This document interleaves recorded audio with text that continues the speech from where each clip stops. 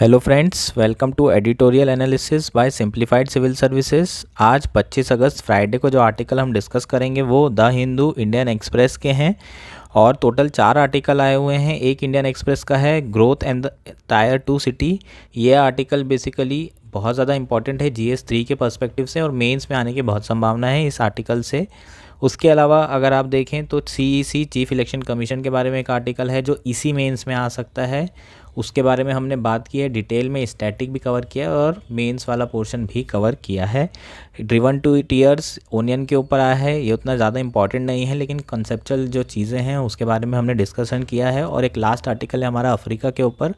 वो आर्टिकल आपके प्रीलिम्स के पर्सपेक्टिव से काफ़ी ऐसी सारी चीज़ें हैं जो आपको पूछी जा सकती है, काफ़ी क्वेश्चन बनाए जा सकते हैं और मेंस के लिए भी आ सकता है इंडो अफ्रीकन रिलेशनशिप के लिए, लेकिन प्रीलिम्स के लिए काफ़ी इंपॉर्टेंट है वो आर्टिकल। तो आप सारे आर्टिकल एकदम आराम से सुनिए।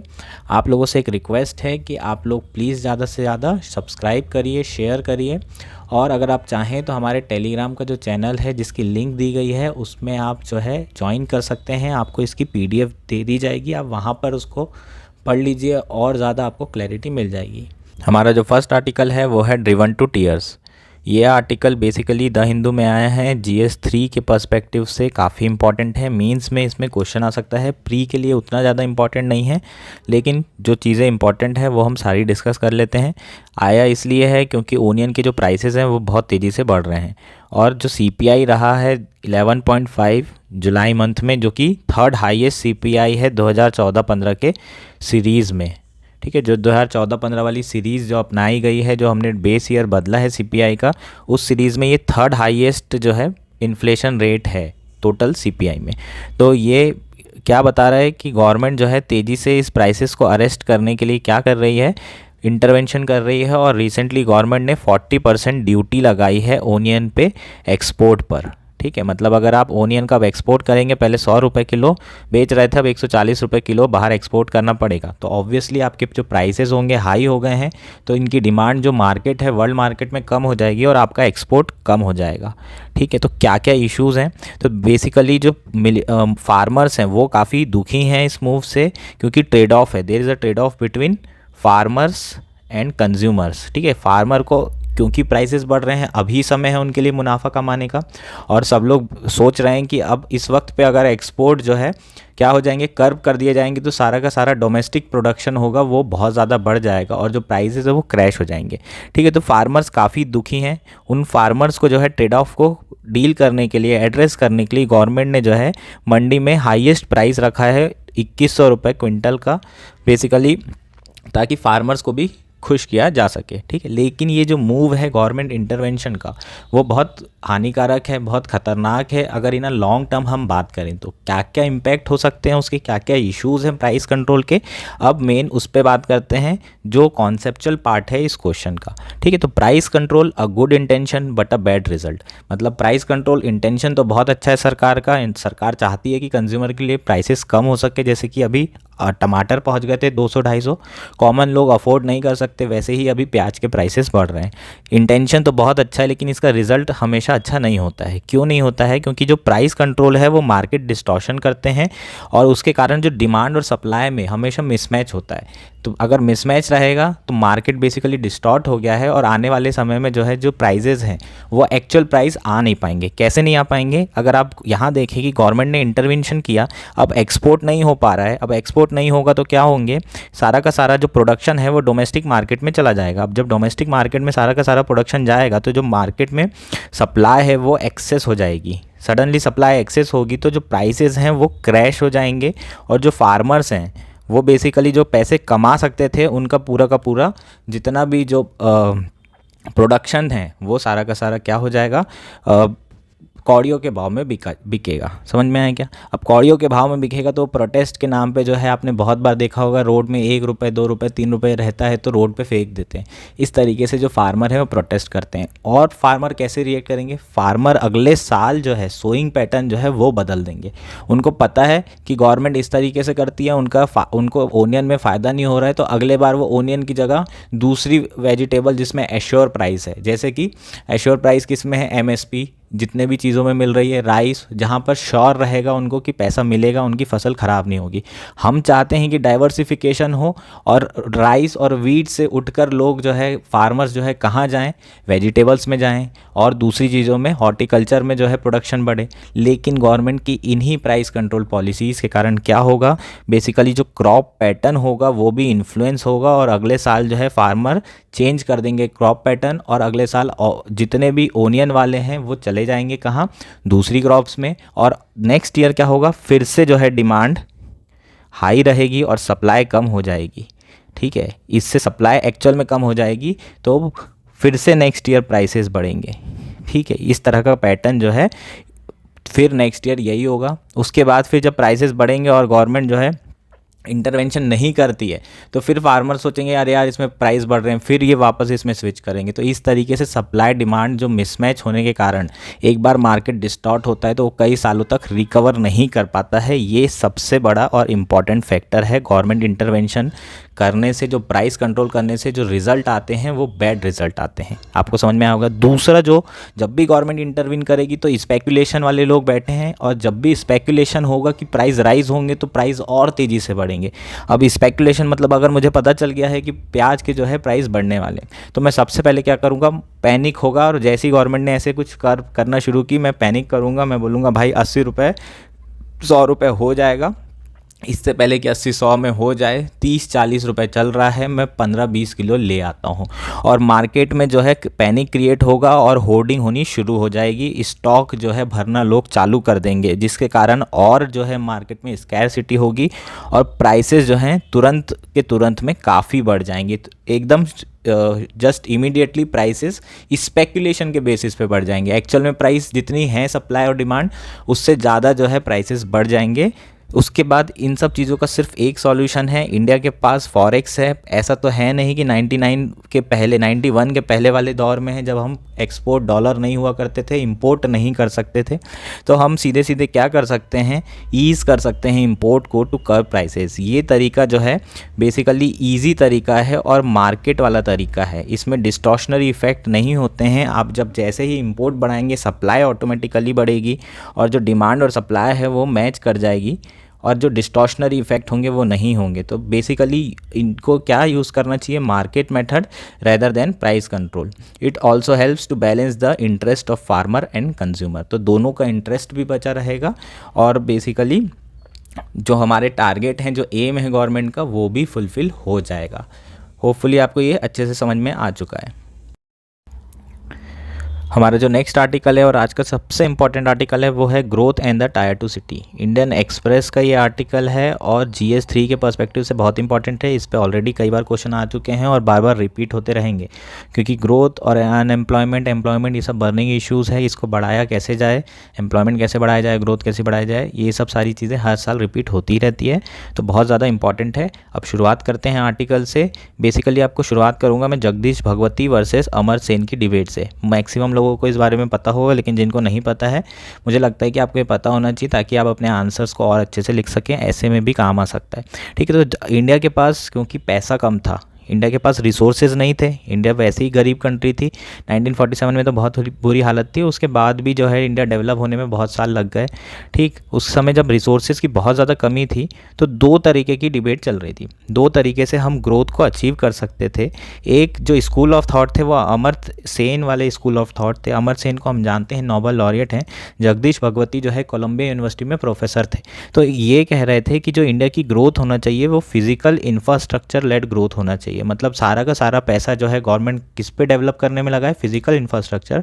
वंस आप फिजिकल इंफ्रास्ट्रक्चर डेवलप करेंगे तो ऑटोमेटिकली इंडस्ट्रीज़ आएगी और इंडस्ट्री आएगी तो लोगों उससे जो है उसके हिसाब से स्किल लेंगे, क्योंकि एम्प्लॉयमेंट उन्हें तभी मिलेगा। और फिर सोशल जो पैसा ग्रोथ से आप कमाएंगे उसके बाद फिर वो पैसा आप सोशल इंफ्रास्ट्रक्चर में लगा सकते हैं, लोगों के स्किल में लगा सकते हैं, लेकिन आपको शुरुआत करनी पड़ेगी फिजिकल इंफ्रास्ट्रक्चर से। और इंडिया बेसिकली फोकस इसी पे कर रहा है। इसका एक बेस्ट एग्जाम्पल अगर आपको दूँ मैं तो गुजरात मॉडल है जो जगदीश भगवती के अप्रोच से चल रहा है। नेक्स्ट है अमर्त्य सेन का मॉडल, जो कि अमर्त्य सेन क्या बोल रहे हैं कि सोशल इंफ्रास्ट्रक्चर बेस्ड ग्रोथ होना चाहिए, क्योंकि फिजिकल इंफ्रास्ट्रक्चर बेस्ड ग्रोथ में इनइक्वालिटी बहुत ज़्यादा बढ़ेगी। तो ये कह रहे हैं कि जो एजुकेशन है और हेल्थ है उस पर फोकस करना चाहिए। वंस आपकी एजुकेशन और हेल्थ अच्छी हो जाएगी तो आपकी प्रोडक्टिविटी बढ़ेगी और ऑटोमेटिकली आप खुद ही जो है स्टार्टअप और तेज़ी से बूस्ट करेंगे ग्रोथ को। तो ये वाली जो है मॉडल अगर आप देखें तो ये केरला मॉडल पर बेस्ड है, जहाँ पर ह्यूमन कैपिटल फॉर्मेशन पे ज़्यादा फोकस किया गया है। और ये गुजरात मॉडल पे बेस है, जो कि आप देखेंगे तो गुजरात में इनइक्वालिटी भी ज़्यादा है, केरला में कम है, लेकिन केरला में उतनी ज़्यादा ग्रोथ नहीं है, उतने ज़्यादा जॉब्स नहीं है, लेकिन गुजरात में है। तो दोनों के अपने अपने लिमिटेशंस हैं। तो ये दोनों के बारे में बताना ज़रूरी था, इसलिए ज़रूरी था क्योंकि हम जो इस आर्टिकल में बात करेंगे वो अमर्त्य सेन अप्रोच के बारे में बात करेंगे। क्योंकि इंडिया की जो गवर्नमेंट है, अगर आप रिसेंट गवर्नमेंट को भी देखें तो उन्हें ऑब्सेशन है फिजिकल इंफ्रास्ट्रक्चर जो है डेवलप करने से, लेकिन जो सबसे बड़ा इशू है वो इंडिया की जो ह्यूमन कैपिटल है वो उतनी ज़्यादा तेज़ी से डेवलप नहीं हो रही है, जिसके कारण जो ग्रोथ है और उसी के साथ साथ जो अनएम्प्लॉयमेंट है वो उतना ज़्यादा तेज़ी से नहीं बढ़ रहा है। और इंडिया में जो है जो इंफ्रास्ट्रक्चर इन्वेस्टमेंट है वो भी लूप साइडेड है। जो भी अर्बनाइजेशन हो रहा है वो हैव हज़ार्ड अर्बनाइजेशन हो रहा है, उसी के कारण जो ग्रोथ है वो कम हो रही है। ऐसा नहीं है कि हमारे यहाँ जो जॉबलेस ग्रोथ हो रही है वो ऑटोमेशन के कारण हो रही है और इंडिया में बहुत ज़्यादा AI आ गया है और सडनली सारी जॉब्स चली गई हैं, बिल्कुल नहीं। लेकिन जो हमारी पॉलिसीज़ हैं वो उतनी अच्छी हैं नहीं, जिसके कारण हमारी जो ग्रोथ है वो बहुत स्लो हो रही है। ठीक है, तो उसी हिसाब से इसमें कहा गया है कि इंडिया की जो ह्यूमन कैपिटल है उस पे फोकस करने की ज़रूरत है और ह्यूमन कैपिटल लेड ग्रोथ पे ध्यान देने की ज़रूरत है। क्योंकि इंडिया बहुत ज़्यादा फिजिकल इंफ्रास्ट्रक्चर पे खर्चा तो कर रहा है, लेकिन वो उतना बेनिफिशियल अभी तक नहीं रहा है। और जो ग्रोथ है वो तो ठीक ठाक हो रही है, लेकिन जो जॉब्स हैं वो उतनी ज़्यादा क्रिएट नहीं हो रही है। ठीक है, तो physical infrastructure in the absence of good human infrastructure has slow the pace of the job growth, but the manufacturing sector is migrating away from urban to rural area to remain cost competitive. However poor physical and human infrastructure in rural area has constrained the growth driver and limited the size of manufacturing sector in India. तो basically ये कह रहे हैं कि India में जो है physical infrastructure पे तो फोकस हो रहा है, लेकिन ह्यूमन इंफ्रास्ट्रक्चर पे फोकस नहीं हो रहा है। और बहुत सारी जो मैन्युफैक्चरिंग है वो शिफ्ट हो गई है कहाँ पर, रूरल एरिया में। अगर आप इस पर कई बार आर्टिकल आ भी चुके हैं, टायर 2 टायर 3 सिटी में मैन्युफैक्चरिंग शिफ्ट हो रही है, लेकिन वो इतना ग्रो नहीं कर रही क्योंकि वहाँ पर फिजिकल इंफ्रास्ट्रक्चर नहीं है, वहाँ पर ह्यूमन कैपिटल डेवलपमेंट नहीं है। ठीक है, अब इन लोगों ने राइटर ने जो है शुरू किया है और कहा है क्यों आखिर ह्यूमन कैपिटल ग्रोथ पे ज़्यादा फोकस करने की ज़रूरत है। तो अब हम शुरू करेंगे। हमारा जो आर्टिकल है बेसिकली कॉन्सेप्ट है उसको क्वेश्चन से जानेंगे। Coexistence of high economic growth and high unemployment rate is a puzzle in India, how can we ensure better job opportunity and employment rate discuss. ठीक है, तो आप कर सकते हैं, इस तरह का क्वेश्चन आपको आ सकता है। बेसिकली मैंने आंसर नहीं दिए हैं, मैंने आपको बताया है कि एक अप्रोच, मतलब एग्जैक्ट इसका आंसर नहीं है, जो आर्टिकल में है इससे ये क्वेश्चन बन सकता है। अब हम देखेंगे कि प्रॉब्लम्स इन एजुकेशन सेक्टर, ये तो ठीक है। सबसे पहले एजुकेशन सेक्टर में क्यों हमें फोकस करने की ज़रूरत है। सबसे बड़ा रीज़न है कि हमारी जो 1/3 पॉपुलेशन है अभी भी इलिटरेट है। दूसरा जो सबसे बड़ा इशू है, जो हमारी सिर्फ 20% से कम पॉपुलेशन है जो सेकेंडरी एजुकेशन कंप्लीट कर पा रही है। और अगर आप बात करें कि फिजिकल सेक्टर से ज़्यादा जो रिटर्न है वो हमें ह्यूमन कैपिटल जो सोशल सेक्टर है उसमें मिलता है। अगर average social rate of return की बात करें प्राइमरी एजुकेशन का तो 20% है और it goes on increasing towards the higher education. अगर आप हायर एजुकेशन की बात करें तो बढ़ते ही जाएगा जो average social rate of return है। ठीक है, इसलिए हमें एजुकेशन पे फोकस करने की ज़रूरत है। लेकिन इस आर्टिकल में फिर बात की है कि एजुकेशन के साथ बहुत सारी प्रॉब्लम है। क्या क्या प्रॉब्लम्स हैं उसको इसने बताया है, वो हम यहाँ पर देख लेते हैं। एक तो जो एजुकेशन है वो बहुत पुअर क्वालिटी का है। अगर आप पूछें कि कितने % लोग जॉब कर सकते हैं ग्रेजुएट होने के बाद, तो ऑलमोस्ट ओनली 45% ऐसे ग्रेजुएट हैं जो एम्प्लॉयबल हैं, जो जॉब करने लायक उनकी स्किल है। तो स्किल जो है मिसमैचेस है ना, जो एकेडमिक्स में पढ़ाया जा रहा है और जो स्किल इंडस्ट्री को चाहिए उसमें कोई मैचिंग ही नहीं है। इसलिए आधे लोग तो वैसे ही जो जॉब वाला सेक्टर है उससे बाहर हो जाते हैं क्योंकि उनके पास उतनी अच्छी स्किल्स ही नहीं है। दूसरा जो सबसे बड़ा प्रॉब्लम हो रहा है वो है कमर्शियलाइजेशन ऑफ एजुकेशन। उसके कारण जो अफोर्डेबिलिटी कम हो गई है और प्राइवेटाइजेशन बढ़ गया है। ऑब्वियसली अगर प्राइवेटाइजेशन बढ़ेगा तो जो कॉस्ट ऑफ एजुकेशन है वो भी बढ़ेगी और जो अफोर्डेबिलिटी है उसके साथ साथ, क्योंकि इंडिया में गरीबी बहुत है तो अफोर्डेबिलिटी भी बहुत कम हो जाएगी। उसके बाद lack of effective governance to ensure quality, जो गवर्नेंस है वो भी उतना अच्छा है नहीं, जिसके कारण जो क्वालिटी है वो एंश्योर नहीं हो पा रही है। उसके अलावा और प्रॉब्लम्स देखें तो जो शॉर्टेज है फैकल्टी की, क्योंकि सैलरीज़ कम है। दूसरा, एज अ टीचिंग प्रोफेशन जो है उसको बहुत ख़राब माना जाता है, लोग लास्ट में जाते हैं, सब जगह ट्राई कर लेते हैं, उसके बाद फिर लास्ट में टीचर बनना चाहते हैं। उसके अलावा अगर आप फैकल्टी की बात करें तो एक तो वैसे भी शॉर्टेज है, उसके बाद क्लासेस भी नहीं लगती है ना। आधे समय तो जितने भी फैकल्टी मेंबर्स होंगे या कॉलेज में हो या फिर स्कूल्स में हो, वो सब हमेशा गवर्नमेंट ड्यूटी में लगे रहते हैं, कोई जनगणना कर रहा है तो कोई इलेक्शन की ड्यूटी में लगा हुआ है, हार्डली बच्चों की क्लासेस लग पाती है। ऐसे में क्वालिटी एजुकेशन कहाँ से मिल पाएगा बच्चों को, ठीक है। उसके बाद अगर आप क्यूरिकुलम की बात करें तो वो भी आउटडेटेड है, और जो पेडागॉजिकल मेथड्स जो हैं वो बेसिकली रोट लर्निंग पे बेस्ड है ना। जो अपनी मेथड्स हैं, क्यूरिकुलम है, वो बहुत ही आउटडेटेड हो गया है, अब रटने पे भरोसा रखते हैं। इवन आप यूपीएससी की बात कर लें, यूपीएससी प्रीलिम्स की बात करें, आपको रटना पड़ेगा। इस बार का 2023 का पेपर एकदम एब्सोल्यूट नॉलेज पे आया था, आप ना एलिमिनेशन लगा सकते थे ना कुछ लगा सकते थे। अब वो मांग रहा है कि आपको पूरा पॉइंट टू पॉइंट याद होना चाहिए। तो ये हमारा जो एजुकेशन सिस्टम है पूरा रटने पे है, और रटना पड़ेगा ही अगर आपको यूपीएससी क्लियर करनी है, तो आपके पास कोई और वो है नहीं अल्टरनेटिव्स, ठीक है। टर्शरी एजुकेशन पुअर एनरोलमेंट, ठीक है, जो सबसे बड़ी प्रॉब्लम है वो टर्शरी एजुकेशन में पुअर एनरोलमेंट की है। हमारी जो एनईपी है उसमें हमने बात की कि 35% तक के एनरोलमेंट बढ़ाना है हमें 2035 तक, पर हमारा जो एनरोलमेंट है टर्शरी एजुकेशन मतलब ग्रेजुएट और हायर एजुकेशन में वो बहुत कम है। और वो ज़रूरी क्यों है, क्योंकि जैसे जैसे हायर एजुकेशन बढ़ता है डिसेमिनेशन ऑफ नॉलेज बढ़ता है, और जो स्टार्टअप बिल्ड करने की कैपेसिटी है, जो एंटरप्राइजेस बिल्ड करने की कैपेसिटी है उनकी ज़्यादा होती है, ना कि सेकेंडरी एजुकेशन वाले बच्चों की या फिर जो 10 तक पढ़ रहे हैं उनकी, ठीक है, प्राइमरी एजुकेशन तक की। तो ये सब हमारी क्या है प्रॉब्लम्स हैं। अब एक और क्वेश्चन इसमें बन सकता है, India need a smart village more than smart city. ये क्वेश्चन GS 3 का लगभग 3-4 साल तक लगातार रिपीट हुआ, और अगले साल भी आ सकता है, कभी भी आ सकता है, ठीक है। इस रर्बन मिशन पे है, रर्बन मिशन, ठीक है, पूरा मिशन के ऊपर ये क्वेश्चन आता है, ठीक है। और हर बार जो है इस पे क्वेश्चन आने की संभावना है हर साल, क्योंकि ये बहुत ही ज़्यादा इंपॉर्टेंट है।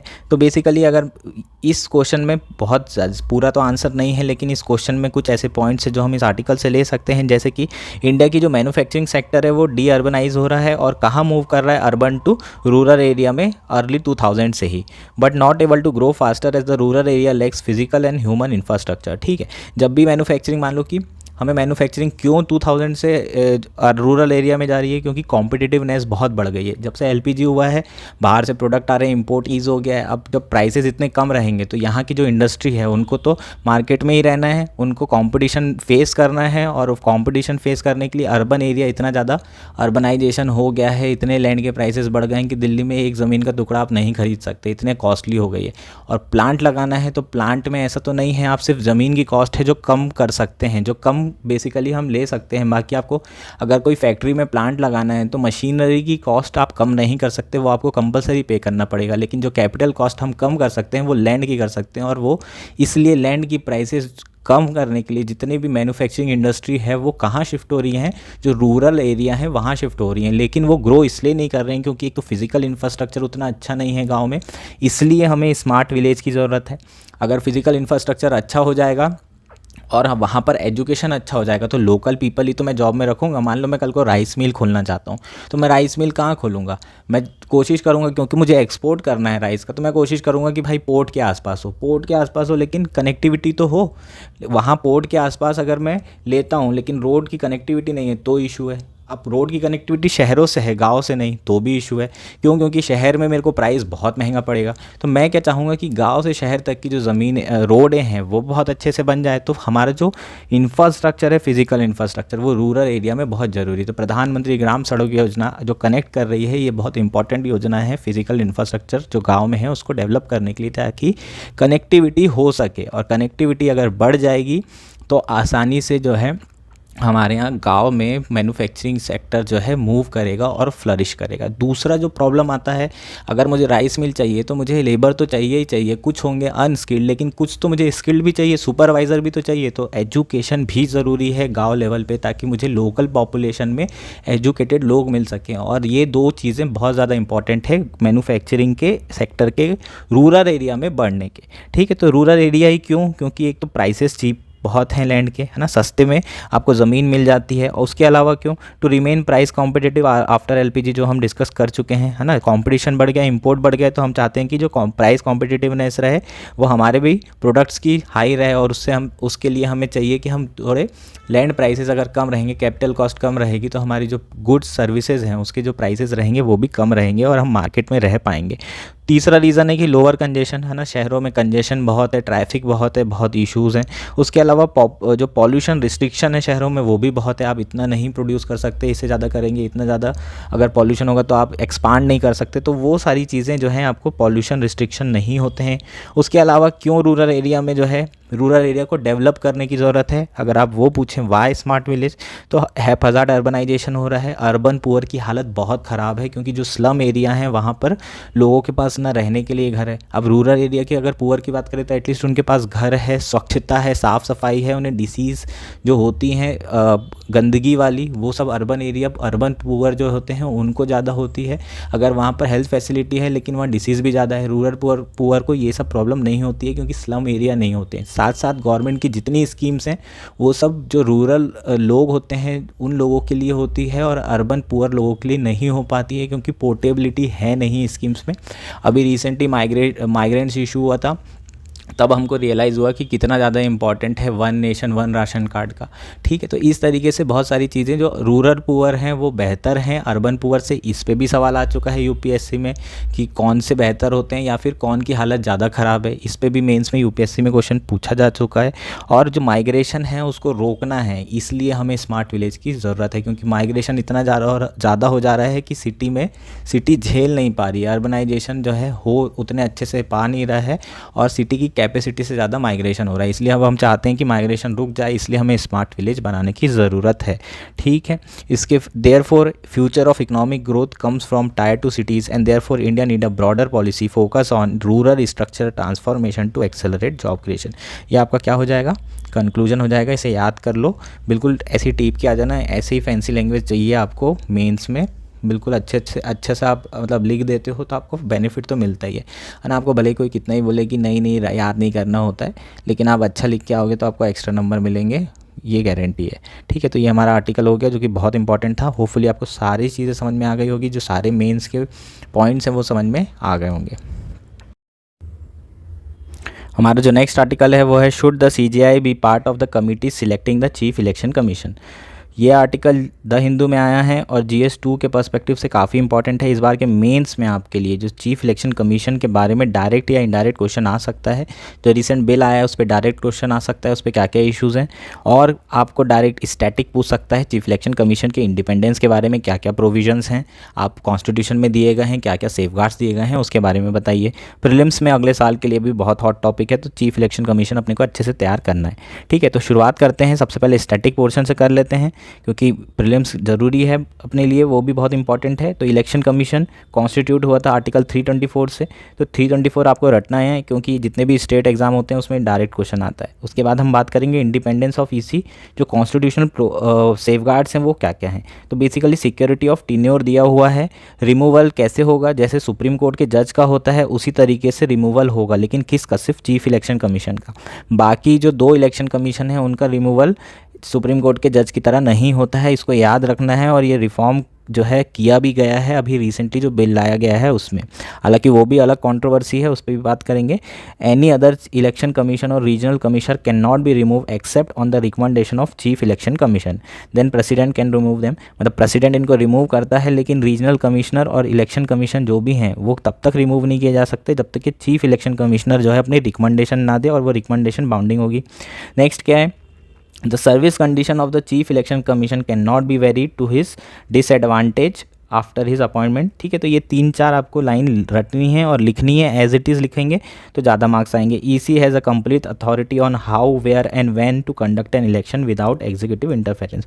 तो ये 3 से 4 प्रोविज़न है जो इंश्योर करते हैं कि हमारा जो ईसी है वो क्या है, इंडिपेंडेंट है। लेकिन एक जो सबसे बड़ा इशू है वो है अपॉइंटमेंट का। अब अपॉइंटमेंट की बात करें तो जो अपॉइंटमेंट करता था अभी तक के, वो इलेक्शन कमीशन का कौन करता था, एग्जीक्यूटिव डायरेक्टली अपॉइंट करता था। उसके लिए अगर आप बात करें तो क्या है, 324(2) में क्लॉज है, power of appointment of the CEC and the other EC vest in the president subject to any law that parliament might make. तो बेसिकली जब तक के पार्लियामेंट कोई लॉ नहीं बना देती इनके अपॉइंटमेंट का, तब तक के कौन करेगा, प्रेसिडेंट। और प्रेसिडेंट की पावर किसके पास होती है, बेसिकली काउंसिल ऑफ मिनिस्टर के पास। और काउंसिल ऑफ मिनिस्टर मतलब जो अपने पीएम हैं उन्हीं के पास पावर होती है बेसिकली इनका अपॉइंटमेंट करने की। ठीक है, तो ये हो गया हमारा क्या, स्टैटिक पोर्शन। अब सबसे इंपॉर्टेंट है कि इंडिपेंडेंस ज़रूरी क्यों है। इंडिया में डेमोक्रेसी है, पूरी दुनिया की सबसे लार्जेस्ट डेमोक्रेसी। लार्जेस्ट का मतलब क्या है, हमारे जो वोटर्स हैं ऑलमोस्ट 80 करोड़ हैं। इतने ज़्यादा वोटर कहीं नहीं है, इतने लार्ज स्केल पे इलेक्शन कहीं नहीं होते जहाँ डेमोक्रेसी है। तो इंडिया की जो डेमोक्रेसी है वो लार्जेस्ट डेमोक्रेसी है। अब इतनी बड़ी डेमोक्रेसी के इलेक्शन के लिए, जो डेमोक्रेसी तो तभी कहलाएगी जब वहाँ फ्री और फेयर इलेक्शन होंगे। तो फ्री और फेयर इलेक्शन कराने के लिए हम लोगों को क्या चाहिए, इंडिपेंडेंस ऑफ ईसी चाहिए। जो इलेक्शन कमीशन होना चाहिए वो इंडिपेंडेंट होना चाहिए, उसमें कोई भी इन्फ्लुएंस नहीं होना चाहिए, सरकारी इन्फ्लुएंस नहीं होना चाहिए, अपोजिशन का इन्फ्लुएंस नहीं होना चाहिए। तो बैलेंस बना रहना चाहिए, चेक्स एंड बैलेंस होना चाहिए। लेकिन जो अपॉइंटमेंट है वो अभी तक के थोड़ा इशू रहा है, क्योंकि अपॉइंटमेंट कौन कर रहा था अभी तक, एग्जीक्यूटिव। इसी के कारण जो है रिसेंटली क्या हुआ है, सुप्रीम कोर्ट ने एक जजमेंट दिया। और सुप्रीम कोर्ट ने जजमेंट दिया तो जो पैनल था अपॉइंटमेंट का, उसमें 3 लोगों का नाम दिया कि अब जो है इनको अपॉइंट करने के लिए सिलेक्शन पैनल बनाया जाएगा। उसमें पहला नाम रहेगा प्राइम मिनिस्टर का, दूसरा रहेगा लीडर ऑफ अपोजिशन और तीसरा रहेगा सीजेआई। ये तीनों लोग रिकमेंडेशन देंगे, उसके बाद ही सीईसी जो है अपॉइंट होंगे। समझ में आया क्या, चीफ इलेक्शन कमीशन या इलेक्शन कमीशन उसके बाद ही जो है अपॉइंट किया जाएगा। ठीक है, जब तक के उसमें एक और लाइन जोड़ी गई थी, until parliament enact a law on the manner of appointment. जब तक के पार्लियामेंट कोई लॉ नहीं बना देता, उसके बाद गवर्नमेंट जो है एक लॉ लेके आई जिसका नाम है chief election commissioner and other election commissioner appointment condition of service and term of office bill 2023, जिसे राज्यसभा में पेश किया गया। उसमें जो है चेंजेस क्या किए गए, उसमें जो सीजेआई था उसकी जगह एक यूनियन मिनिस्टर का नाम रखा गया, जिसे कौन रिकमेंड करेगा, प्राइम मिनिस्टर रिकमेंड करेंगे। तो जो अपोजिशन वाले हैं वो क्या कह रहे हैं कि ये बॉडी तो मतलब 2-1 से हमेशा क्या होगा, बेसिकली सब ऑर्डिनेट ही हो जाएगा। पीएम और यूनियन मिनिस्टर तो हमेशा सेम आदमी को ही वोट देंगे, तो ये अल्टीमेटली एग्जीक्यूटिव के ही अंदर आ जाएगा। और जो लेटर एंड स्पिरिट थी किसकी, जो जजमेंट की, वो ओवरराइड कर दी गई है इस बिल से। तो अब यहाँ पर 2 लोगों के बारे क्वेश्चंस पूछे गए हैं और 2 लोगों के व्यूज़ लिए गए हैं। कौन कौन के, एक तो हमारे ओपी रावत जी हैं जो फॉर्मर इलेक्शन कमीशन रह चुके हैं, और दूसरे हैं जो जगदीप चोकार जो कि एक एनजीओ है, एसोसिएशन फॉर डेमोक्रेटिक रिफॉर्म्स। दोनों के व्यूज़ लिए गए हैं। जो फर्स्ट क्वेश्चन यहाँ दिया हुआ है बेसिकली वो ये है कि जो नया बिल लाया गया है उसमें सीजेआई को रिप्लेस कर दिया है सिलेक्शन पैनल से, और जो नया मेंबर बनाया गया है वो कैबिनेट मिनिस्टर बनाया गया है, जो किसकी रिकमेंडेशन से आएगा, प्राइम मिनिस्टर की। तो टोटल 3 मेंबर बने हैं, उसमें एग्जीक्यूटिव बेसिकली जो गवर्नमेंट के मेंबर हैं वो 2 हैं और एक है एलओपी लीडर ऑफ अपोजिशन का। तो 2:1 में देखा जाए तो किसका डोमिनेंस हो गया है वापस, एग्जीक्यूटिव का। ठीक है, तो ये क्वेश्चन यही पूछ रहा है कि ये जो चेंज किया गया है उससे जो पैनल है उसकी न्यूट्रलिटी पे क्या असर पड़ेगा और पड़ेगा या नहीं पड़ेगा। तो ओपी रावत जी का कहना है कि जो सुप्रीम कोर्ट के सामने जब क्वेश्चन आया था तो उनमें ये क्वेश्चन नहीं था कि सिलेक्शन कमेटी में कौन होगा और कौन नहीं होगा। उनके सामने सिर्फ ये क्वेश्चन था कि गवर्नमेंट ने अभी तक के कॉन्स्टिट्यूशन में मैंडेट दिया है कि आपको लॉ बनाना है इनके अपॉइंटमेंट के लिए, आपने अभी तक क्यों नहीं बनाया। और लॉ नहीं है, इसलिए उस वैक्यूम को भरने के लिए जुडिशरी ने एक कमेटी और सिलेक्शन पैनल बना दिया था। लेकिन चूंकि अब सिलेक्शन पैनल लॉ के थ्रू पार्लियामेंट बना रहा है और जो कि पार्लियामेंट का ही काम है, जुडिशरी का काम है ही नहीं, तो फिर ये किसी भी तरीके से गलत नहीं हो सकता। हो सकता है कि उसके जो मेंबर हैं उसके बारे में आप क्वेश्चन कर सकते हैं और वापस आप जा सकते हैं, जुडिशरी उसे रिव्यू कर सकता है, लेकिन जो लॉ बनाया गया है वो एग्जैक्टली सही है। अगर आप जगदीप चोकर जी की बात करें तो उनका ये कहना है कि ये बिल्कुल ही सही है अगर लेटर में बात करें, लेकिन अगर आप स्पिरिट में बात करें तो ये सही नहीं है जो जजमेंट दिया था सुप्रीम कोर्ट ने उसके हिसाब से। क्योंकि जब सुप्रीम कोर्ट कोई भी जजमेंट देता है तो कई सारी रीजनिंग देता है और उनके हिसाब से ईसी की इंडिपेंडेंस पैरामाउंट है, क्योंकि जो वोटिंग राइट है वो फंडामेंटल है, प्लस जो इलेक्शन है वो फ्री और फेयर होने चाहिए किसी भी डेमोक्रेसी में। इसलिए आपको सिर्फ इंडिपेंडेंट होना ही नहीं है, आपको इंडिपेंडेंट दिखना भी है, और दिखने के लिए आपका सिलेक्शन कौन कर रहा है, आपको अपॉइंट कौन कर रहा है, ये बहुत इंपॉर्टेंट मैटर हो जाता है। तो उस हिसाब से इसी रीज़न से जो थर्ड मेंबर है वो सीजेआई ने खुद को रखा था, ताकि क्या हो, ताकि दिखाई ऐसा दे कि जो इलेक्शन कमीशन का अपॉइंटमेंट हो रहा है बहुत ही फ्री और विदाउट किसी इन्फ्लुएंस के हो रहा है, विदाउट एनी एग्जीक्यूटिव इन्फ्लुएंस के हो रहा है। तो अगर आप लेटर में बात करें तो ये बिल्कुल सही है कि पार्लियामेंट के पास लॉ बनाने का अधिकार है, लेकिन अगर आप स्पिरिट में बात करें तो इसने वॉयलेट किया है जो जजमेंट था उसको। ठीक है, अब नेक्स्ट हम बात करेंगे क्या, नेक्स्ट जो क्वेश्चन है बेसिकली वो ये क्वेश्चन है, is there any substance to the perception that the election commission will now be more amenable to executive wishes. तो दूसरा जो आरोप लगाया है अपोजिशन ने, उन्होंने कहा है कि अब इलेक्शन कमीशन जो है बेसिकली और किससे इन्फ्लुएंस होगा, एग्जीक्यूटिव की विशेस से होगा।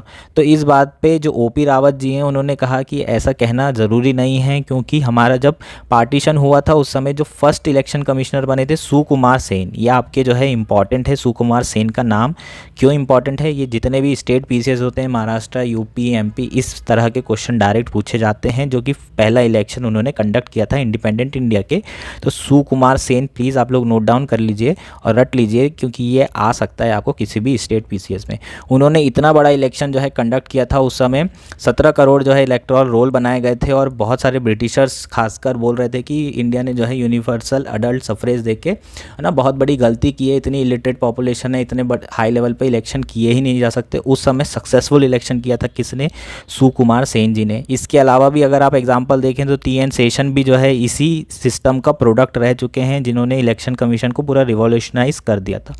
बिल्कुल इसके काउंटर आर्गूमेंट दिया गया है किसने, जो दूसरे वक्ता हैं हमारे उन्होंने दिया है, जो दूसरे राइटर हैं उन्होंने क्या दिया है, बेसिकली उन्होंने कहा है कि बिल्कुल सही बात कह रहे हैं रावत जी, लेकिन अगर आप दूसरे साइड देखें तो अशोक लवासा जैसे एग्जाम्पल भी हैं जो इलेक्शन कमीशन सीईसी बन ही नहीं पाए, उनको रिज़ाइन करना पड़ा किसी न किसी कारणों से। बेसिकली हुआ क्या था, अशोक लवासा वाले केस की अगर मैं बात करूँ तो हुआ ये था कि अशोक लवासा ने, जो प्राइम मिनिस्टर मोदी जी हैं, उन्होंने कोई स्पीच दी थी जिसमें थोड़ा हेट्रेट थी, और उसी थोड़ी भावनाओं में बह गए थे, शायद वो कलर वाले कपड़ों के कलर वाली स्पीच थी शायद, और उसी के कारण अशोक लवासा ने डिसेंट नोट दिया था और कहा था कि ये बिल्कुल गलत है और इनको बैन करना चाहिए। लेकिन 2-1 की मेजॉरिटी से क्या हुआ था, डिसीजन हुआ था प्राइम मिनिस्टर जी के फेवर में। उसके बाद से अशोक लवासा जी को हटा दिया गया, इनका पहले इनके यहाँ छापा मारा गया, इनकी जो वाइफ है वो जो बैंक में थी उनके यहाँ छापा पड़ा, उसके बाद इनका भी ट्राई किया होगा, लेकिन ये जो है ऑनेस्ट आदमी निकले, उसके बाद इनको अल्टीमेटली रिज़ाइन करना पड़ा और चीफ इलेक्शन कमीशन नहीं बन पाए। तो ये बेसिकली एग्जाम्पल काउंटर में आप दे सकते हैं। उसके अलावा भी आप सारी चीज़ें, अभी रिसेंटली ईवीएम हैकिंग की बात हो रही है, और ऐसे कई सारी चीज़ें कि जो एग्जीक्यूटिव है, जो गवर्नमेंट है, उनको पहले ही पता चल जाता है इलेक्शन कब हो रहा है, या फिर ऐसे कई आरोप लगाए जा रहे हैं कि गवर्नमेंट को फ़ायदा पहुंचाने के लिए इलेक्शन डेट इधर उधर की जाती है।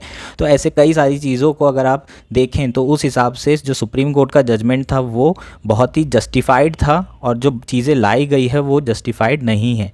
ठीक है, तो और एक और चीज़ कही गई है कि जो ब्यूरोक्रेसी का एग्जीक्यूटिव डायरेक्टली इलेक्शन कमीशन बनना वो भी हेल्दी नहीं है हमारी डेमोक्रेसी के लिए। इसलिए हमारा जो सुप्रीम कोर्ट का जजमेंट था वो काफ़ी सही था, और वो इंश्योर कर रहा था इंडिपेंडेंस ऑफ इलेक्शन कमीशन। ठीक है, उसके अलावा अगर आप बात करें एक और चीज़, तो bill says that the salary of the CEC would be equivalent to that of cabinet secretary.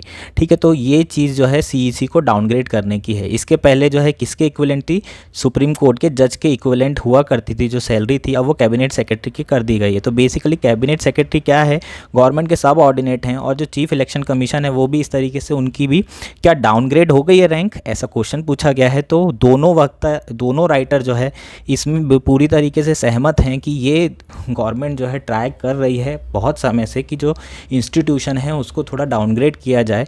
अगर सैलरी दोनों की सेम ही है, कैबिनेट सेक्रेटरी की भी सेम है, सुप्रीम कोर्ट जज की भी सेम है और सीईसी की भी सेम है, तो बेसिकली एक तरीका है ये डाउनग्रेड करने का।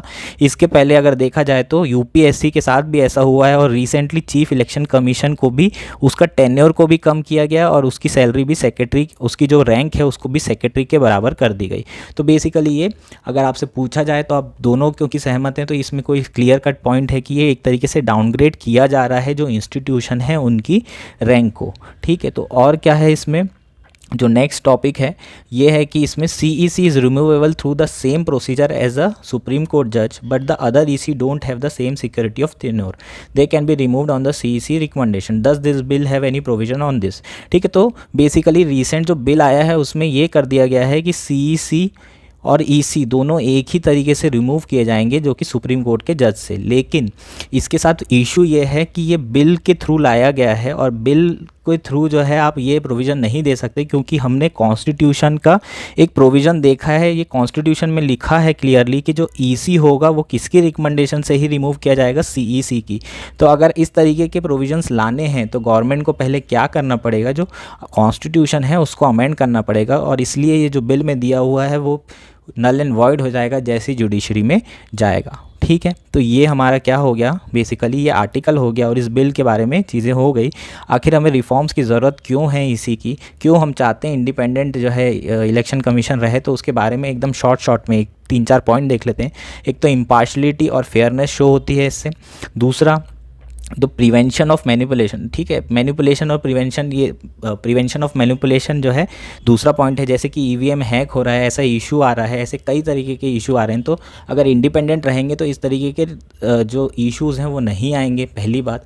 और अगर ऐसी चीज़ें नहीं भी हो रही तो ऐसा डाउट भी नहीं आएगा, परसेप्शन भी। उसके साथ साथ पब्लिक का जो कॉन्फिडेंस है वो भी बढ़ता है क्योंकि जो इलेक्शन कमीशन है वो अगर हमें लगता है कि कैसे अपॉइंट हो रहा है, एकदम बिना किसी इन्फ्लुएंस के एग्जीक्यूटिव के, तो ज़रूर फेयर काम ही कर रहा होगा। उसके बाद रूल ऑफ लॉ इंश्योर होता है, इससे चेक्स एंड बैलेंस बने रहते हैं। तो ये सब कुछ पॉइंट्स हैं, इसलिए हमें EC की इंडिपेंडेंस ज़रूरत है। उसके अलावा अगर आप इंटरनेशनल स्टैंडर्ड्स देखें तो ये बेस्ट प्रैक्टिसेस में आता है और बहुत सारी जो डेमोक्रेसी है इसे ही फॉलो करती है। तो ये हमारा आर्टिकल हुआ। इसके अलावा आपको इससे कुछ नहीं पूछा जाएगा। होपफुली आपको सारी चीज़ें समझ में आ गई है। ठीक, हमारा आज का जो नेक्स्ट और लास्ट आर्टिकल है वो है India G20 opportunity for African renaissance. Basically ये आर्टिकल आपके इंटरनेशनल रिलेशन के लिए इम्पॉर्टेंट है। कुछ पॉइंट्स हैं जो प्रीलिम्स के लिए बहुत इंपॉर्टेंट हैं जो आर्टिकल में आए हुए हैं, उस पर अपन फोकस करेंगे। 2 क्वेश्चन हैं जो इंटरनेशनल रिलेशन से आपके आ सकते हैं, उस पे ऊपर अलग से बात करेंगे, उस पे फोकस करेंगे। प्लस IR में इंडिया अफ्रीका रिलेशन के बारे में पूछ सकता है। तो ये आर्टिकल है अच्छा, काफ़ी अच्छा आर्टिकल दिया हुआ है। शुरुआत करते हैं। अब सबसे पहले प्रीलिम्स के पर्सपेक्टिव से साहेल रीजन की बात की गई है। तो साहेल रीजन पेंडिंग है, बहुत समय से न्यूज़ में है। ठीक है, तो ये बेसिकली कौन सा रीजन है, जो आप ये रीजन देख रहे हैं, ये मैंने मैप अलग से तो नहीं, हाथ से ही बनाया है। इसमें अटलांटिक से लेकर रेड सी तक का, ईस्ट से वेस्ट तक का ये रीजन है। नॉर्थ एरिया में सहारा डेजर्ट है और साउथ में सवाना है। और जो सेमी अरिड यहाँ का जो वो है वेदर, वो है सेमी अरिड। ठीक है, कुछ कंट्रीज़ हैं जो आपको याद करना पड़ेगा, आपको पूछा जा सकता है। जैसे तुर्की की स्टेट के बारे में पूछा गया था, उसी तरीके से साहेल रीजन में कौन कौन सी कंट्रीज़ हैं बिल्कुल आपसे पूछा जा सकता है। इसका कोई निमोनिक्स नहीं बन रहे थे, इसलिए आपको याद ही करना पड़ेगा। इसके अलावा और कोई ऑप्शन है नहीं मेरे पास। ठीक है, तो पहली कंट्री बुर्किना फासो, दूसरी है कैमरून, तीसरी है चैड, चौथी है इरिट्रिया, पांचवी है गैम्बिया, छठवीं है मॉरिटेनिया, सातवीं है Mali, Niger, Nigeria, Senegal, Sudan, South Sudan. ठीक है, तो ये कंट्रीज़ बेसिकली साहेल रीजन का पार्ट है और यहाँ से देखेंगे तो ईस्ट से वेस्ट रीजन तक के ये पूरी फैली हुई है। ड्राई जो है अरिड रीजन है ये। ठीक, इसके अलावा अगर आपसे G5 साहिल रीजन के बारे में बात करें, ठीक है, तो वो कौन कौन सी है। G5 साहिल रीजन के आने के चांसेस ज़्यादा हैं, जो ज़्यादातर कहीं दिया नहीं है, लेकिन आप लोगों के लिए इम्पॉर्टेंट है। माली, नाइजर, बुर्किना फासो, चाड और मॉरिटेनिया, ये 5 कंट्री आपको पूछ सकता है G5 साहिल रीजन का कौन कौन पार्ट है। ठीक है, तो ये हमारा क्या हो गया, पहला प्रीलिम्स का जो इम्पॉर्टेंट चीज़ है जो दिया हुआ है। दूसरा दिया है इकोवास के बारे में, जो कि political and economical union of West African state है। बेसिकली ये एक यूनियन है 15 कंट्री का, जो इकोनॉमिक यूनियन है, कस्टम यूनियन टाइप से बनाना चाहते थे, यहाँ मॉनेटरी यूनियन भी बनाना चाहते थे, जैसे ईयू है वैसी वेस्ट अफ्रीका स्टेट मिलके ये डेवलप करना चाहते थे। टोटल 15 स्टेट्स हैं इसके। कौन कौन से हैं स्टेट इकोवास में? बेनिन, बुर्किना फासो, काबो वर्डे, कोटे डी इवोरी, आइवरी, गम्बिया, घाना, गुयाना बिसू, लिबेरिया, माली, नाइजर, नाइजीरिया, सेनेगल, सिएरा लेनो और टोगो। आप लोग प्लीज़ इसको नोट्स में लिख लीजिए, है ना। अगर आप लोगों को यहाँ अच्छे से नहीं दिख रहा है लेकिन एटलीस्ट आपको टॉपिक तो समझ में आ गया क्या पूछ सकता है प्रीलिम्स में, तो वो फिर आप उसको अपने नोट्स में कंट्रीज़ के नाम लिख लीजिए। ये आने की संभावना है दोनों के बारे में, ठीक है। तो ये हमारा मेन जो है प्रीलिम्स से रिलेटेड चीज़ें हो गई। अब इस आर्टिकल में बेसिकली क्या बात की है कि जो अफ्रीका रीजन है उसके साथ कई तरह की प्रॉब्लम्स है। पहली क्या प्रॉब्लम है अफ्रीका के साथ, और मेनली साहिल रीजन में ये सारी प्रॉब्लम चल रही है, ठीक है। तो क्या प्रॉब्लम चल रही हैं? जो मिस गवर्नेंस है और अनप्लान डेवलपमेंट है, ये फर्स्ट पॉइंट हो जाएगा। दूसरा जो डोमिनेशन ऑफ ट्राइब्स है और करप्शन है, जो ट्राइब्स है वहाँ पर वो भी लड़ रही है, वहाँ गवर्नमेंट उतनी इफेक्टिव है नहीं। थर्ड, क्लाइमेट चेंज की बात करें, जैसे कि जो लेक चैड है वो 90% डिक्लाइन हो चुकी है, और ऐसे कई सारे इसी रीज़न के क्वेश्चन प्रीलिम्स में आते हैं, ठीक है, इस बार भी आए थे। और नेक्स्ट है इस्लामिक टेरर, और बेसिकली जो जिहादी फोर्सेस है वो भी यहाँ पर काम कर रही हैं। अगर आपको अच्छे से याद होगा तो बोको हरम के बारे में आप बता सकते हैं, ठीक है। इंटर ट्राइबल स्क्रिमेज मतलब स्ट्रगल चल रहा है, दो ट्राइब्स के बीच में भी लड़ाइयाँ चल रही है।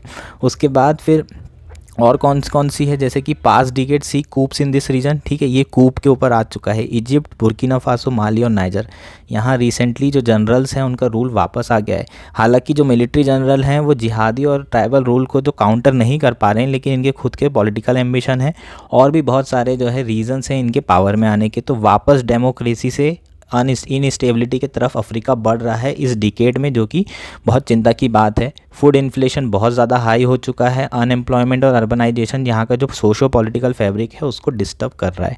ये सब क्या हैं? प्रॉब्लम्स हैं। अब दूसरी चीज़ है बेसिकली, अगर आप बात करें तो बाहर की जो भी कंट्रीज़ हैं जैसे यूएस है, चाइना, फ्रांस है, ये लोग इंटरवीन तो कर रहे हैं, लेकिन इनको सिर्फ क्या है मतलब, इनको सिर्फ एक्सप्लॉयटेशन ऑफ रिसोर्सेज से मतलब है, क्योंकि वेस्ट जो अफ्रीका है वो बहुत ज़्यादा वहाँ पर रिज़र्व हैं, मिनरल्स हैं, रिसोर्सेज हैं, उनको एक्सप्लॉयट करना चाहते हैं, उनकी ज़्यादा वैल्यूज़ नहीं कर रहे हैं बेसिकली लोग, है ना। प्रोसेसिंग वहाँ होती नहीं है, इसलिए बेसिकली जो मिनरल्स हैं उसका एक्सप्लॉयटेशन करने के लिए इन लोग क्या करते हैं, यूएस चाइना के लोग जो प्रो यूएस डिक्टेटर होंगे उनको पावर में रखेंगे ज़्यादा से ज़्यादा, ठीक है। और बेसिकली इन लोग सिर्फ फ़ायदा उठाना चाहते हैं और अफ्रीका में और किसी तरीके से बेनिफिट या डेवलपमेंट नहीं करना चाहते, ठीक है। उसके अलावा और देखा जाए तो इरोडिंग इंटरनेशनल सपोर्ट जो हमारा नेक्स्ट टॉपिक है, उसमें यह है कि जो चाइना है, चाइना सबसे बड़ा प्लेयर है अफ्रीका में, लार्जेस्ट ट्रेडिंग पार्टनर है और इन्वेस्टर है। पर चाइना के साथ प्रॉब्लम क्या है, चाइना कहीं भी जाता है तो अपने लेबर्स लेके जाता है, वहाँ पर एम्प्लॉयमेंट का बहुत बड़ा इशू हो जाता है, ठीक है। वहाँ के लोगों के लिए एम्प्लॉयमेंट नहीं होता। दूसरा ये रहता है कि ये जो बेल्ट और रोड इनिशिएटिव है इनका, उसमें चेकबुक डिप्लोमेसी चलती है, खूब सारा लोन दे देते हैं जो कि अनसस्टेनेबल रहता है, फिर लोगों को वो लोन चुका नहीं पाते हैं और उनको कुछ ना कुछ टेरिटरी अपनी देनी पड़ती है चाइना को, जहां अपनी चाइना जो है पावर असर्ट कर सके।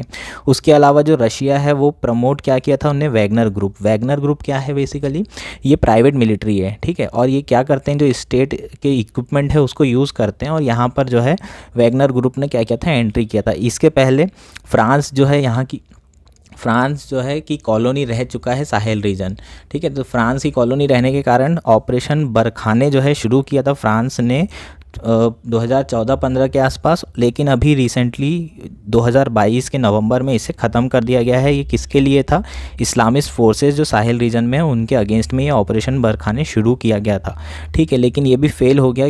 इसके फेल होने का कारण ये था कि वहाँ के जो लोकल के लोग थे वो नहीं चाहते थे कि मिलिट्री की प्रेजेंस रहे, ठीक है। उसके अलावा रशिया का जो वैगनर ग्रुप है इसका भी बहुत बड़ा रोल था फ्रांस को फेल कराने के लिए। लेकिन अभी रिसेंटली क्या हुआ है, वहाँ के जो इस वैगनर ग्रुप के जो चीफ हैं उनकी डेथ हो गई है क्रैश में। उसके बाद से अभी तक सिचुएशन अनक्लियर है और इसको भी सपोर्ट नहीं मिल रहा है। तो रशिया का जो भी रोल है वो भी बेसिकली क्या है, अब कम होते जा रहा है, ठीक है। उसके अलावा बाकी स्टेट जो भी हैं वो सिर्फ क्या करना चाहते हैं, एक्सप्लॉइट करना चाहते हैं जो मिनरल्स हैं अफ्रीका में, इससे ज़्यादा और कुछ भी नहीं करना चाहते हैं। इसी के बैकड्रॉप में अभी ब्रिक्स और अफ्रीका होने वाला है और इंडिया में G20 समिट होने वाला है। दोनों में एक चीज़ बताना ज़रूरी है, ब्रिक्स के एक्सपांशन के क्या प्रॉज एंड कॉन्स है, इस पे क्वेश्चन आने की संभावना है। अभी आज नहीं तो कल इस पे ज़रूर डिस्कशन करेंगे। दूसरा G20 में जो है इंडिया चाहता है कि अफ्रीका यूनियन को मेंबर बनाया जाए, और उसको पिच कर रहा है अभी अपने ही इस लीडरशिप, बेसिकली जो होस्ट कर रहा है G20 उसमें। ठीक है, तो इंडिया जो है एक ग्लोबल साउथ को साथ में लेकर चलने के लिए, जिसमें अफ्रीका बहुत बड़ा पार्टनर है, क्वार्टर से ज़्यादा मेंबर अफ्रीका के हैं ग्लोबल साउथ में, तो इंडिया बहुत बड़ा रोल प्ले कर सकता है। और इंडिया का जो रिलेशन है वो एक्सप्लॉयटेटिव नहीं है अभी तक के, और वो पार्टिसिपेटिव रिलेशन रहा है। हमेशा इंडिया ने कोशिश की है कि ज़्यादा से ज़्यादा अफ्रीका के लोगों को डेवलप किया जा सके। ठीक है, तो इंडिया के जो अफ्रीका के साथ टाइप हैं वो क्या हैं, डीप हैं, डाइवर्स हैं और हारमोनियस हैं। ये जो शुरू की 3-4 लाइन है ना, अगर आपको क्वेश्चन पूछा जाए मेंस में, तो ये 4 लाइन आप इंट्रो में यूज़ कर सकते हैं। इसको आप अपने नोटबुक में लिख भी सकते हैं कि क्या है, India ties with Africa are deep, diverse and harmonious that range from Mahatma Gandhi satyagraha against the apartheid to a UN peace keeping role. Basically अगर आप शुरू करें तो जो हमने महात्मा गांधी का जो स्ट्रगल रहा है, जो कि सपोर्ट करने के लिए था, जो रेसिज्म था उसके अगेंस्ट में था, वहाँ से शुरू करें तो अभी जो पीस कीपिंग रोल है, इंडिया का सबसे बड़ा कंट्रीब्यूशन पीस कीपिंग में अफ्रीका में ही है। तो बहुत ज़्यादा हमारे रिलेशन अच्छे हैं। हालांकि हम लोग अभी कम तेल बुलवा रहे हैं अफ्रीका से और एग्रीकल्चर प्रोडक्ट भी कम दे रहे हैं, लेकिन हमारा जो ट्रेड है वो कितना पहुँच चुका है, 98 बिलियन। ठीक है, $98 बिलियन। तो आपका एक पॉइंट हो जाएगा ट्रेड, फर्स्ट वाला। दूसरा पॉइंट हो जाएगा कि इंडिया का जो इन्वेस्टमेंट है वो बेसिकली सोशियो इकोनॉमिक एंगेजमेंट है। हम लोग ज़्यादातर किस पे फोकस कर रहे हैं, वहाँ के लोगों की प्रोडक्टिविटी बढ़ाने के लिए, जैसे कि एजुकेशन पे फोकस कर रहे हैं, वहाँ पर हेल्थ केयर में फोकस कर रहे हैं, टेलीकॉम IT सेक्टर में फोकस कर रहे हैं, और एग्रीकल्चर में भी फोकस किया जा रहा है इंडिया के द्वारा। इंडिया 5th लार्जेस्ट इन्वेस्टर है अफ्रीका में, और लगभग 12.37 बिलियन का कंसेशन लोन दिया जाता है। ठीक है, तो चाइना के साथ हमेशा इंडिया का कंपेरिजन आपने देखा होगा, बहुत सारी मैगजीन्स में दिया रहता है, और UPSC में आने की संभावना भी होती है कि चाइना को बीट नहीं कर सकता। लेकिन इंडिया और चाइना के रिलेशन में फ़र्क इतना है, चाइना का रिलेशनशिप एक्सप्लॉयटेटिव है और इंडिया का रिलेशन जो है पार्टिसिपेटिव नेचर का है। और इंडिया जो है फोकस क्या कर रहा है, वहाँ कैपेसिटी बिल्ड करने की कोशिश कर रहा है, लोगों के लिए एम्प्लॉयमेंट क्रिएट करने की कोशिश कर रहा है। ठीक है, तो अफ्रीका में लगभग 3 मिलियन ऐसे लोग हैं जो इंडियन ओरिजिन के हैं, जो अफ्रीका में कई सेंचुरी से रह रहे हैं, और अफ्रीका की लार्जेस्ट नॉन नेटिव इथनिसिटी है ये। ठीक है, तो इंडिया के पास बहुत अच्छा मौका है, G20 इंडिया होस्ट कर रहा है, और ये सारी अब जो G20 है उसमें बहुत सारी जो अफ्रीका की प्रॉब्लम है उसको सॉल्व करने का इंडिया क्या कर सकता है, ट्राई कर सकता है। It could consult like minded G20 partner जो कि लाइक माइंडेड है, उनसे कंसल्ट कर सकता है। Multilateral institution for comprehensive semi permanent platform to resolve stalemated security and socio economic situation in part of Africa. तो जो सेमी परमानेंट प्लेटफॉर्म प्रोवाइड किया जा सकता है ताकि जो सिक्योरिटी इशू है और बहुत सारे सोशो इकोनॉमिक प्रॉब्लम्स चल रही हैं अफ्रीका में, उसको डिस्कस कर सकता है दूसरी कंट्री के साथ, और एक प्लेटफॉर्म प्रोवाइड कर सकता है ताकि पॉलिटिकल स्टेबिलिटी और पीस कीपिंग जो है, पीस वहाँ पर इंश्योर किया जा सके। और क्या कर सकता है इंडिया, अपने जो इनोवेशंस हैं जैसे कि जैम ट्रिनिटी, DBT हो गया, UPI हो गया, एस्पिरेशनल डिस्ट्रिक्ट प्रोग्राम, ये सब ऑफर कर सकता है ताकि वहाँ पर डेवलपमेंट बढ़ सके। और New Delhi can make India Africa ecosystem an exemplary win win paradigm for 21 century. और क्या कर सकता है, मोर पार्टिसिपेटिव और लेस एक्सप्लॉयटेटिव अल्टरनेटिव दे सकता है, जो कि ग्लोबल साउथ के लिए विन विन सिचुएशन है। ये हमारा आर्टिकल हो गया, इसके अलावा और कुछ भी नहीं है। ये आज हमारा लास्ट आर्टिकल था। Thank you, enjoy your day.